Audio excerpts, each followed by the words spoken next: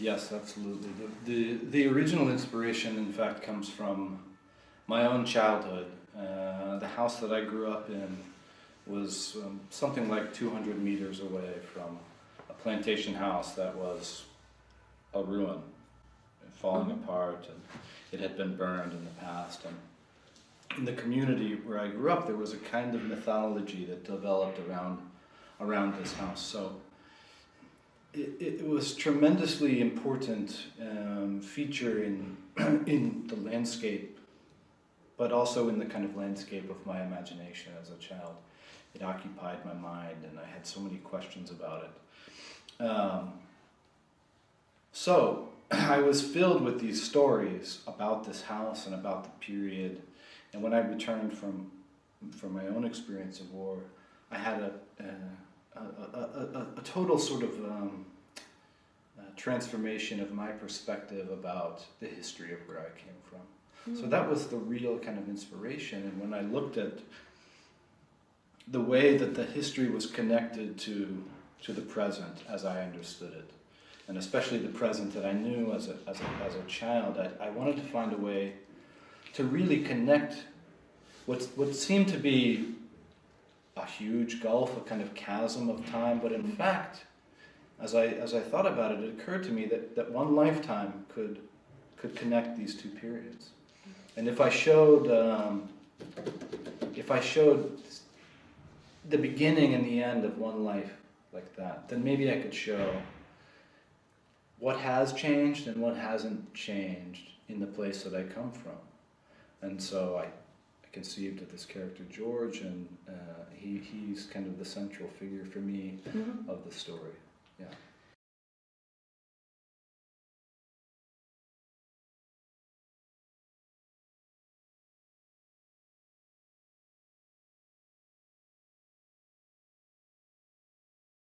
Of course. Yeah, no, in many ways, the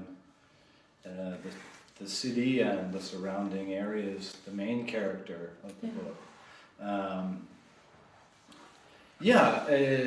I mean, there is the kind of the convenience of having been born there and sort of having a context for the history and understanding the way that, for instance, as you mentioned, the construction of the highway was representative of the kind of segregation, the way that racism manifested itself.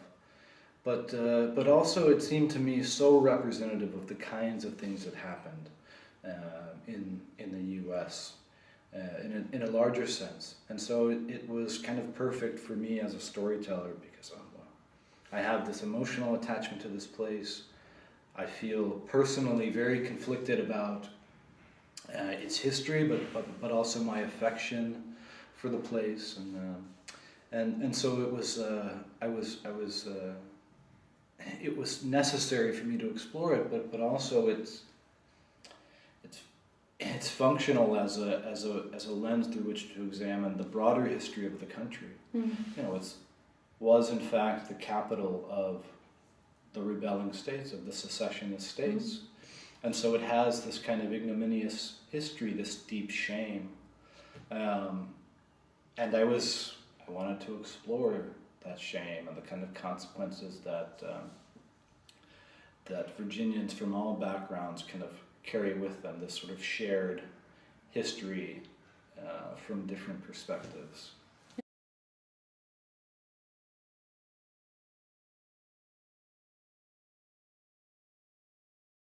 Indeed. Yeah. No, and I mean, I do feel that some places in the United States are well documented artistically, but I feel like if I am able to, this is what I want to.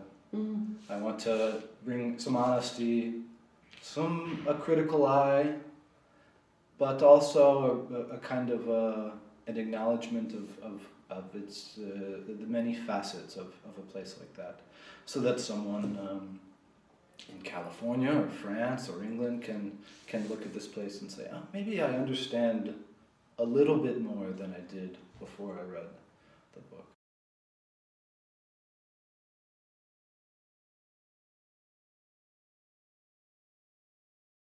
Of course, no. In fact, I think maybe it's, for me anyway, it's the best way, because when you write about the edges geographically, or people who exist on the margins, I think maybe the result, if you do it well, and I tried to, is you can kind of trace the outline of the thing.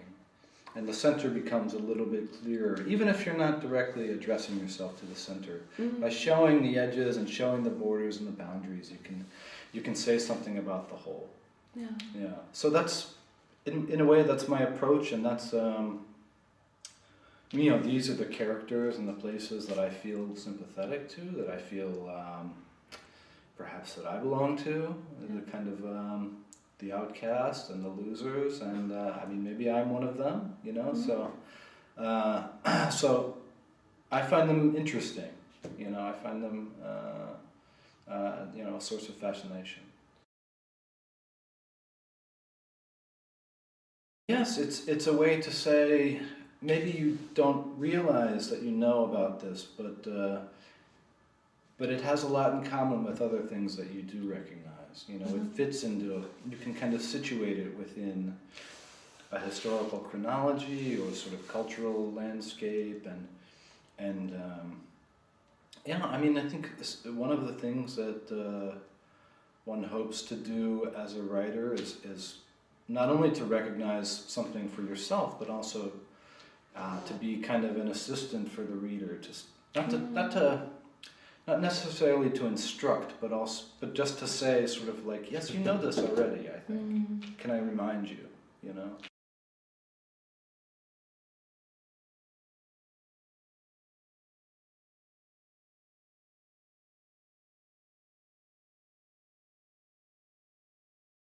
I thought of it as, it's a kind of, maybe like a chorus or something. All the voices are important, and for me it was the voices together that were important.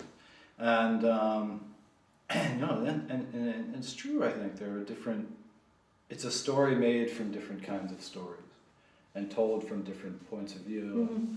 And I guess if I had to pick one, I would say, it's a historical novel, but it's a war novel, it's a story of love, it's a story of loss. So whatever shelf someone wants to put it on, I don't have any objection.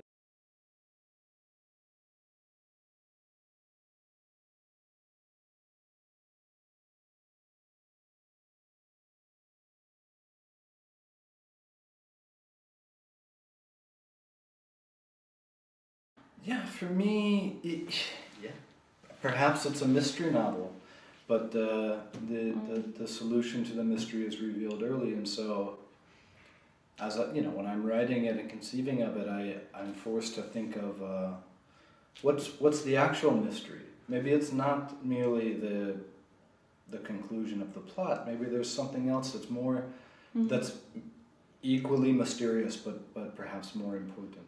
And as you say, with genre, when you're a writer from the South and you're writing about from the southern states of America and you're writing about this period, that's a genre of its own. So you kind of have to acknowledge in a way that you're working with and that real genius has walked this ground before you. So it was important for me not to exactly follow that path, but to sort of make my own explorations.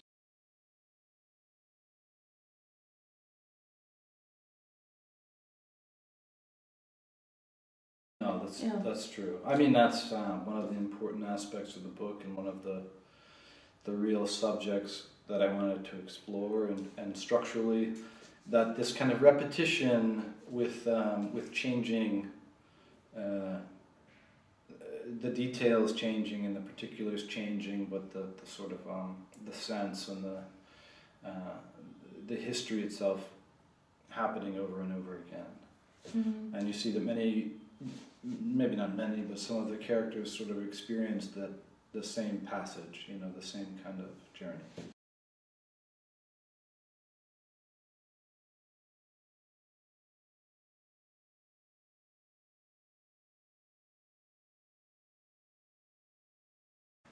The original title comes from a poem that I love very much by, I'm not going to pronounce correctly, Louis Aragon. Yeah. And a poem to shout in the ruins. And the subject of the poem is not exactly in alignment, but there's something of the spirit and the urgency of the poem, and I think it's one of the most beautiful things I've ever read. And when I was thinking of the story that I was writing, I felt emotionally that they were in communication with each other, and this sort of desperation and desire and this kind of intense vivaciousness, and I don't know, I felt like it matched perfectly how I felt about the story and the characters, and I think what happened is that there's another novel in French that already has the title, so I select a new one.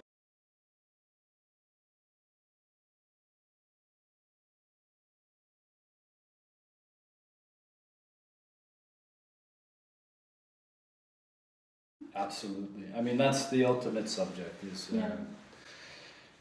discovering the power to choose, the human capacity to resist determinism and fate. And I think for me, the necessity to express the willingness to act and to choose, whether or not it's effective. So the conclusion that I reached at the end of writing this book, and that I still believe to be true, is that whether or not there's fate, whether or not there's free will, whether or not there's real freedom in the world, I feel like there's a moral obligation to act as though there is. Mm-hmm. You know, so and these characters, and some of the characters in the book, Nurse, for instance, is one who I think is incredibly courageous and willing to discover a kind of interior freedom in spite of the terrible constraints and oppression that she deals with. Somehow there's the indomitable spirit, right? Mm-hmm. It's just something that seems to me characteristically human that I wanted to document.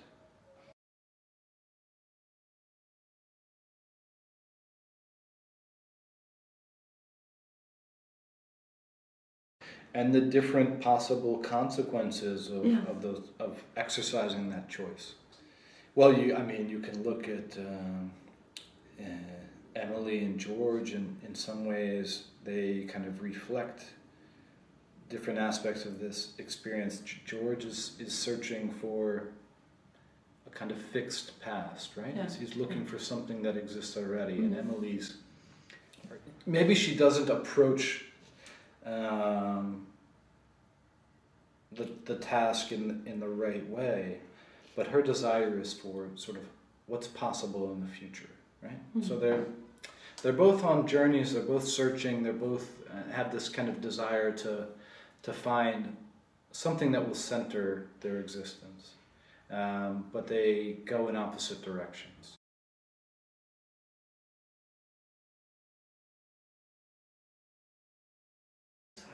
I don't know. I mean, the question is in some ways unresolved for me entirely, but it's really one of the most pressing questions of the book.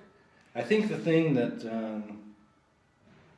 I realized is that in working on the book, also in my own life, is that when you return home, you have the expectation that it will be as you left it, right? And I think it's rare for people to account what's changed while they've been gone. And perhaps it's even more rare for people to account the ways in which they've changed while they've been gone. And I think maybe that's the most important thing. So, yes, I think you can make it your home again, but it can never be as it was. And I think the reason that people have so much difficulty in homecoming, and the reason why the story of homecoming is I mean, it's one of the first stories that we tell each other as human beings, right? It's because it's so hard to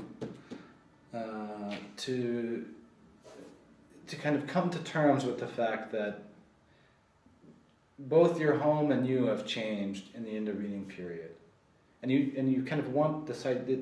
We desperately protect this idea of the past as being fixed, and so for me that's so. It's so compelling as a story, and it's so it's the aspect of my life that I've thought about a lot.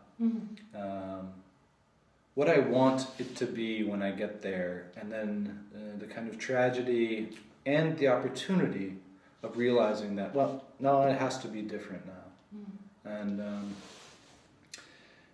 well, you can succeed or fail at arriving at that kind of acceptance, you know.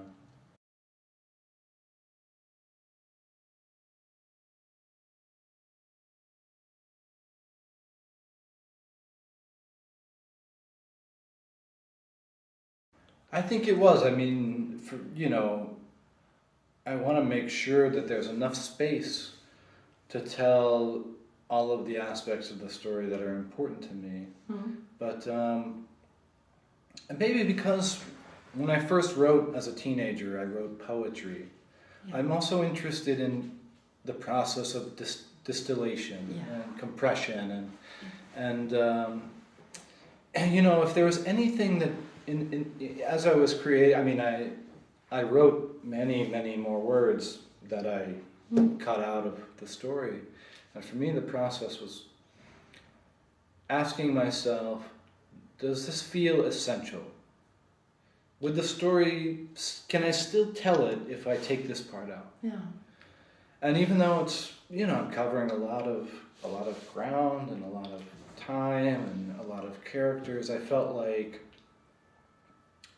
that was the important process in revision was seeing what I could take out so that as a reader you're getting the kind of the essential elements of the story. And I think it's my instinct as a writer to try to compress and distill and look for what's necessary. Yeah. Sure, yeah. So it's also the influence of poetry. Absolutely. It's inescapable for me. I mean, I think I will always think about the transfixing image and the line, rather than kind of big narrative art. Yeah. I mean, I think about that, but I think first as a poet.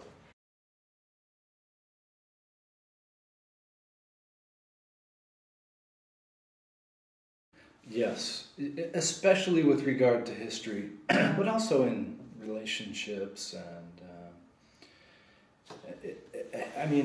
One of the subjects of the book is the danger of self-deception. Yeah.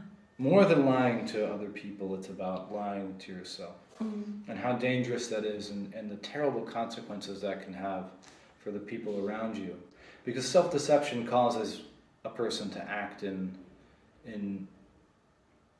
can be really horrifying.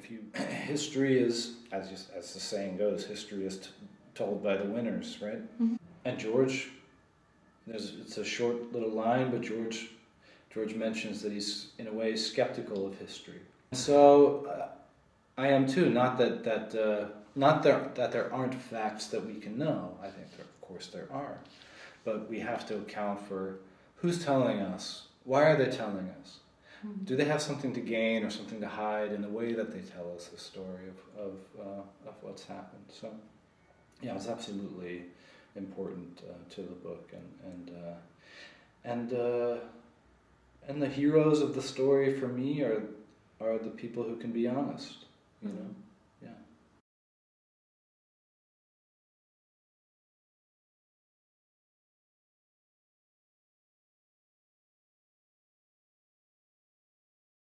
I don't know if it's higher truth, but it to me it can.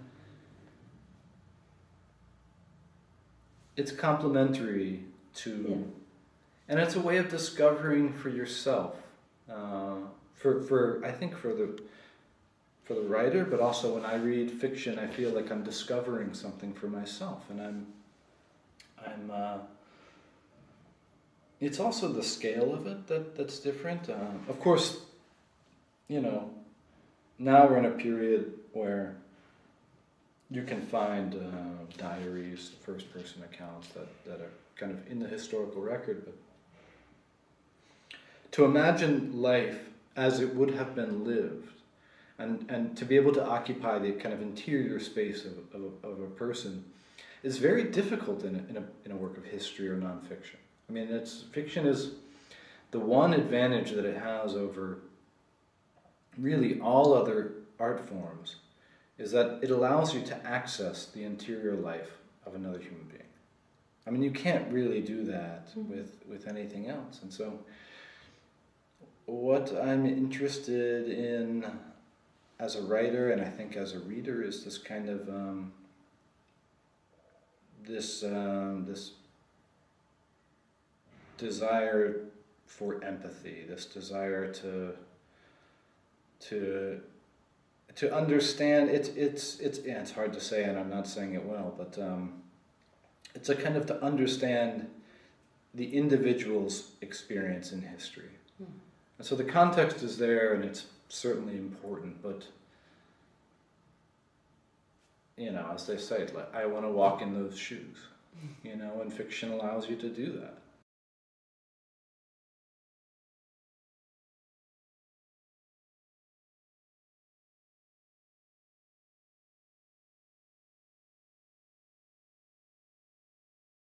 That's true, and it's discrete. It's compartmentalized. Yeah, but it's important. It's absolutely important. Yeah, no, and I think what you can do as a writer of fiction is you can connect those little pieces, the fragments. You can compare them to each other. You can show what they reveal and what they leave out. You can show somebody reading the newspaper who thinks it's ridiculous, who knows it's ridiculous, who can sort of have these interior thoughts about who can throw it in the garbage can. And so it's a possibility of commenting on, I guess in a way it's meta-commentary. It's the ability to say, yes, even if we're told the truth, we're not told the whole truth, I think for me, all of that, the archives, as you say, the record, the history, it's all necessary. And especially when examining the past, it would be impossible to do it without that work that's been done before. But for me, it's also essential to have, the role of the novelist or poet as kind of interpreter. And we don't have to get it right. You know what I mean? Like we have a different obligation, or we don't have to get the same thing right as the historian or the journalist. We're trying to get something right, but it doesn't have to be the same thing that they want to get right. So, yeah, I feel like they're complementary, and there's in a way there's a duty to examine or re-examine. Yeah. Those archives, to reevaluate and reassess. Yeah, I mean, obviously one of the reasons that I wanted to write the book was to examine my own sort of relationship to that legacy, that inheritance. And some of the characters in the book have a very clear and direct connection to their own past and to their own history and to their own legacy, and for some characters like George, it's completely obscured. And they in a way, they're sort of the source of their discontentment is the fact that they're alienated from their own history. And then you have like Lottie and Billy, who for them the connection to the history is clear to the reader, but not necessarily to them, and so. Having these different relationships to history and asking in what ways does that affect the kind of responsibility that we have to each other when we share this history, especially, was really interesting to me. But also it goes back to this idea of fate and determinism. You know, if we have this history, does that mean that we will have this future? I think in some cases, well, it's a powerful influence, but I suppose I don't want to believe that it's irresistible. You know, otherwise we will just repeat again the cycle. So it's for me, a tremendously important question about our relationship to the past.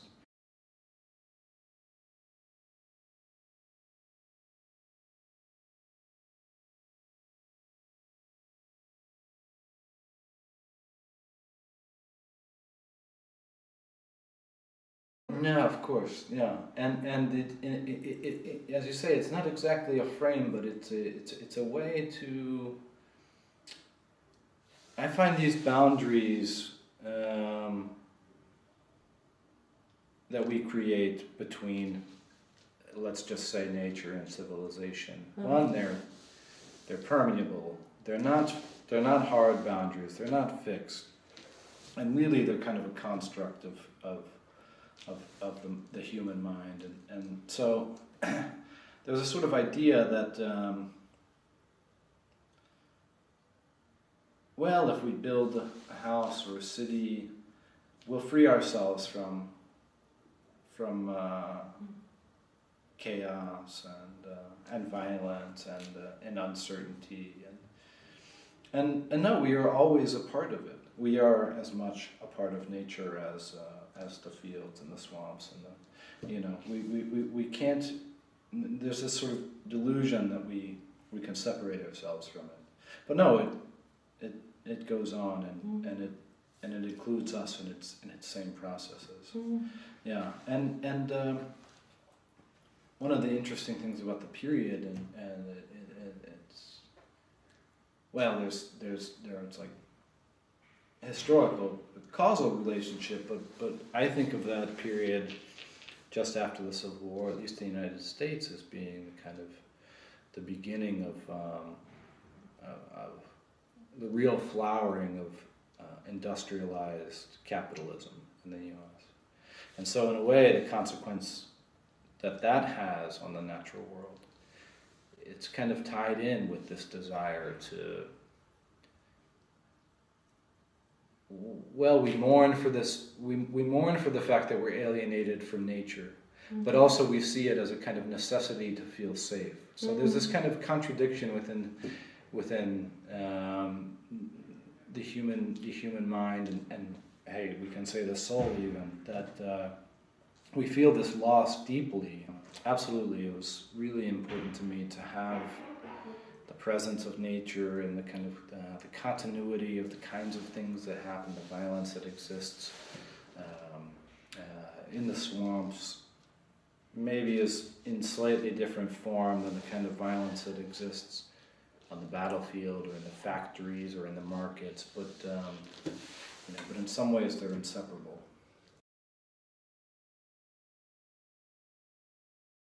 Well, this is when I spoke about the real plantation house that inspired the story. The man was the man who owned it, and the story, as I said, it entered the mythology. He was French Huguenot, which was very common in Virginia, and so there's a lot of people with French ancestry who came to Virginia, and so it was real. It's historical. Yeah, it was historical, but also, no, in a way, I wasn't trying to single out the French in any way. Of course. But it was interesting to me as a way of kind of demonstrating that, well, this was an international system, in fact. In the United States, people have a very strong desire to say, oh, well, this is just something that happened in the South. Yeah. And so for me, I wanted to say, well, it's true it happened in the South, but also people in Ohio benefited from that system, and people in New York benefited from that system. and people in Portugal benefited from that system, and also people in Nantes who built ships that the slaves traveled on benefited from that system. So it's an international system, and so I had the basis for a historical figure who was French, and in exploring what kind of background would he, where could he have come from. You know, I discovered the history of Nantes and the shipbuilding and the commercial ventures that famous for building the ships, and so in a way it's just the kind of way that one thing leads to another as you're creating characters and exploring. Yeah, but you say Huguenot, and it's also a reference to the fact we had a civil war in France, a religious one. Of course. Yeah. And they were exiled, and so it's again, it's a pattern that goes on.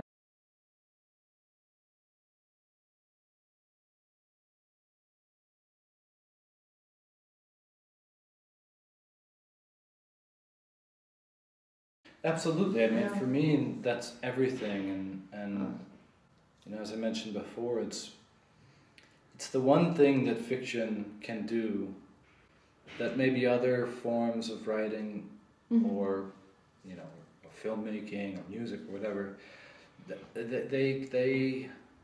that's what fiction is good at doing, is communicating experience. And it's been something that I've thought a lot about, because I love history. I'm deeply fascinated by it, and I'll read a work of history as often as I'll read a novel or a book of poetry, and I mean I'm so grateful for the people who dedicate themselves to that work.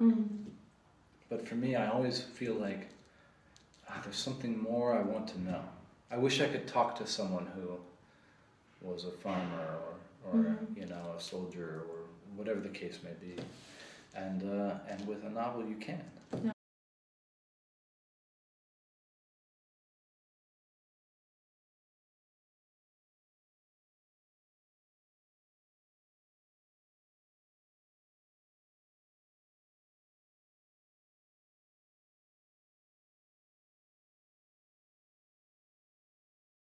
Shane is the kind of idea of it's such an emblematic American story, and to me it's a kind of an interesting reversal of the good guy and the bad guy. Maybe you're the stranger who comes to town, or maybe you're watching the hero go on the journey. It's all about a matter of perspective, and all those stories are connected to each other, one by who's doing the telling, and to whom the story is being told. And so, I think in a way the book is an effort to kind of to do both of those things, but maybe really it's just trying to tell one version of the same story that we're always trying to tell, you know.